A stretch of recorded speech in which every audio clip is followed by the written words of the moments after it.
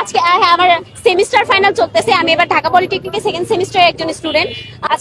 আজকে আমার এক্সাম ছিল, কিন্তু আমি এক্সামটা আবার রেফারে দেওয়া লাগবে, মানে পরের সেমিস্টারে যে রেফার দেওয়া লাগবে। আমি যেহেতু ঢাকা মহানগর উত্তর ছাত্র দলের একজন নেত্রী, ঢাকা মহানগর উত্তর ছাত্র দলের প্রথম সারিতেই আমি প্রথম সারিতে, সেই জায়গা থেকে আমি আসলে এই জায়গায় আমি আমার দলীয় কাজে না এসে থাকতে পারিনি। আজকে শুধু এই রেফার্টে পরে এক্সাম দিব তা না, এর আরো যদি কঠিন কিছু থাকতো, আমার পরীক্ষার থেকেও যদি আরো কোনো কিছু থাকতো, আমি সেটা মিস করে হইলেও এখানে আসতাম।